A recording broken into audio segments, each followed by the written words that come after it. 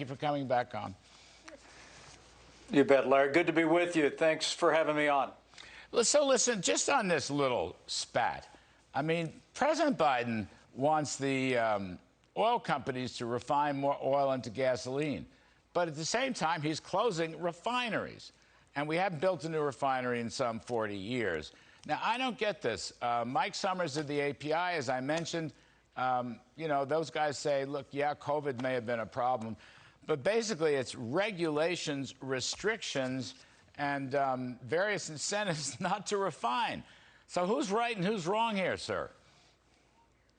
Well, Joe Biden is wrong, and it would be right to unleash American energy and take the boot heel of the federal government off the neck of American energy companies. Look, I just spoke today, Larry, here at the University Club of Chicago, focusing on the economy, focusing on a pathway forward. But there's no question that what's unique about this economic crisis that we're facing, inflation at a 40-year high, gasoline prices up 75%, shortages, supply chain, is what's unique about this, like I tell an economist like you anything, but to your viewers, different from the Depression, different from the economic downturn in the 70s, different from the Great Recession of 2008. All of this is a man-made economic crisis with 100% of the blame going to President Joe Biden and the radical left Democrats driving policies in the Congress of the United States. To the extent that our friend Mark Short would dare show me an early draft of your speech, I do notice that you took John Kerry to the woodshed. I guess Mr. Kerry's latest incarnation is he's the climate czar. But Kerry and some others are pushing this idea that no loans and no financing can go to fossil fuel companies. Right. This in an administration which pledges to end fossil fuels forever. So, coming back to the issue of refineries, if they can't get a permit and they can't get financing, then how in the world can anybody expand refineries, supply more gasoline, and lower the price? I don't get this. That's right. Yeah, I said today here in Chicago, John Kerry and a cabal of bureaucrats have literally been bullying banks, telling them not to lend money for energy exploration and production to American energy companies. The irony of which, of course, is they're continuing to try and restart the Iran nuclear deal, which apparently would allow us to buy oil from Iran if they signed it into law. And I'm also told they sent an emissary to the dictator Nicolas Maduro in Venezuela, ostensibly to expand energy production. But I was in Ohio just last week when you talk about refineries earlier, Larry, and I met with all these great energy leaders there. You know, I graduated from high school in 1977.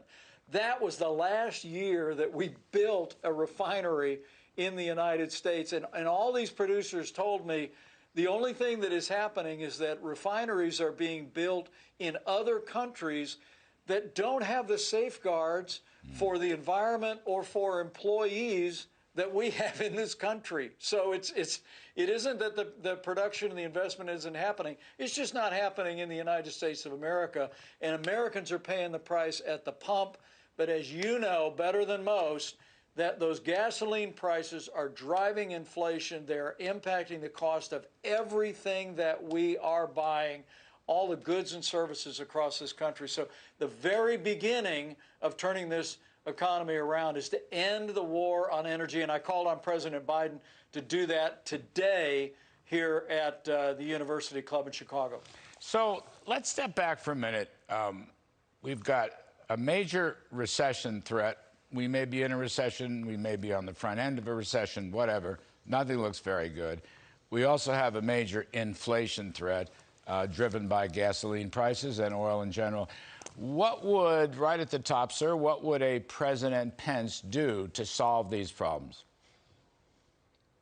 Well, I can tell you that with new Republican leadership in the Congress and a Republican administration in 2 years in the White House, the first thing to do would be to make those Trump-Pence tax cuts permanent. The second thing would be to unleash American energy, open up federal lands to permitting, open up the Alaska National Wildlife Region, begin again, Keystone Pipeline, begin to develop the infrastructure necessary to move energy. And on a broad basis, one of the things that drove 7 million new jobs, wages setting records, household incomes setting all new records during the Trump-Pence years was that we cut more federal red tape in our 4 years in office than any administration in history. And so we need to go back to the idea that for every new federal regulation, we need to find 2 that we can repeal. Those are just the beginnings of that. Having free and fair trade deals, negotiating deals that put American workers first. But the last thing we should do, Larry, as you said in your riff, is talk about raising taxes or increasing spending. I mean, which is literally what the administration in behind closed doors is continuing to try and negotiate the opportunity to do. They're not going to build us back better if they get that deal revived. They're going to build us back broke. And the last thing we should ever do with inflation at a 40-year high and Americans feeling real pain at the pump is raise taxes on American businesses, let alone businesses that are creating the very energy that's driving the American economy. You know, I've been talking on this with our friend Newt Gingrich and Russ Vought and Steve Moore and a number of other people. I mean, I think it's time for the GOP, looking to the future, to start talking about a balanced budget, at least the principle of the balanced budget that would include a domestic spending freeze. You have it in your speech, and I want to ask you, along with the domestic spending freeze, don't we have to have work requirements or work fare? Because too many Americans are being paid not to work. They're getting federal assistance, but they don't have work requirements, which we used to have until about 1.5 years ago. Well, we got to be a nation that lives within our means again. We have to have a responsible pathway toward a balanced federal budget. I called for that today here in Chicago. Our freedom agenda that people can read at advancingamericanfreedom.com describes that. But you know that it's this runaway spending. It was the partisan party line vote that passed a COVID bill 1.5 years ago, $1.9 trillion in unnecessary spending that lit the fuse on the inflation that is harming American families today. We got to put our fiscal house in order. There's no question about it. And at the end of the day, I also think that as we see them falter, as we see, as I said today, that the policies, 56% of Americans all believe we're already in a recession. I pray that we're not. But the vast majority of the American people know that the economic policies of the Biden administration has failed. And now is the time for Joe Biden to live up to the oath that he took and promote the general welfare of all of the American people. Turn our country back to the policies that we know will create prosperity for every American. And a balanced federal budget is at the very core of where that begins. You know, it's so odd, sir. I mean, stuff I don't understand politically. Mr. Biden, who's been around a very long time, so he won't take the blame for any of this. Inflation is Vladimir Putin's problem.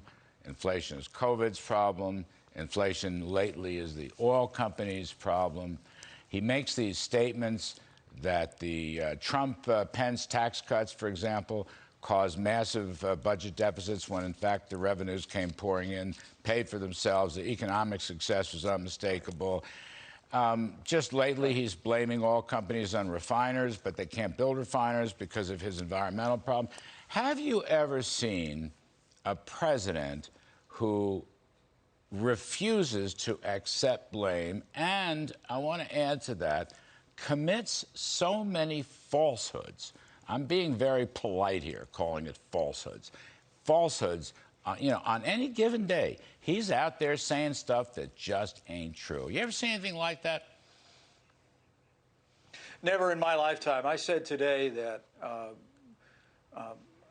there has never been a time in my life where a president was more disconnected from the American people than we see today. Remember a year ago when President Biden literally scolded the American people for not taking the COVID vaccine? Remember he said that He was patient, but his patience was wearing thin. And then he tried to force a mandate on the American people that the Supreme Court threw out.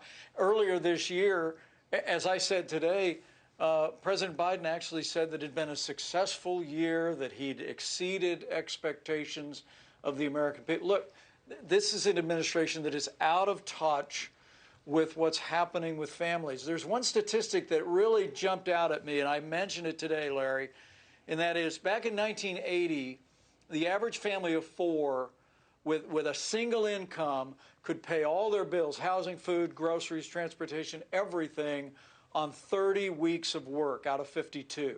Now, today, in real dollars, it takes all year for families to pay just their bills. That's why so many American families are living paycheck to paycheck. And I have to tell you, here in Chicago, where my mom and dad grew up, where my grandfather immigrated from Ireland, he drove a bus for 40 years. This is a great city. It's all about family. And the reason we got to turn the ship with new leadership on Capitol Hill, new leadership in state houses, and ultimately new leadership in the White House is because we owe the American family an opportunity, just like mine and yours, to live the American dream. Yeah, well, I hear you. I think it's great. I mean, it just blows me away. This is the last point. Here's my friend Joe Manchin, I don't know, cooking up a deal with Chuck Schumer for a Build Back Smaller with $1.7 trillion in taxes and another $1 trillion in spending. I mean, Joe Manchin was so good, Mike Pence, about saving America and killing the bill, and now I think he just wants to break my heart. I don't really want my heart broken. How could we do this all over again? I just don't get it. How is this possible? Look, I don't get it either, but I'm going to hope and pray that that Senator Manchin stands solidly where the people of West Virginia are standing. I mean, families are hurting today, Larry. You know that. I know that. I went to my 45th high school reunion last Friday. I talked to a lot of friends that I went to school with that are now parents and grandparents, and they came up to me and talked to me about how much they miss the years of the Trump-Pence administration and how much they know, even where their policies didn't agree with mine, that we got to get back to the policies that we were advancing in those 4 years. That's where West Virginia's at.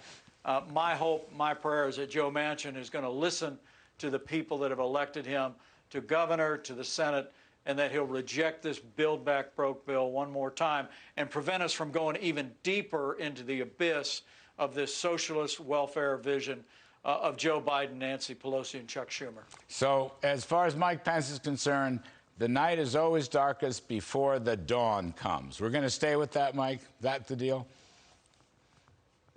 That's the deal.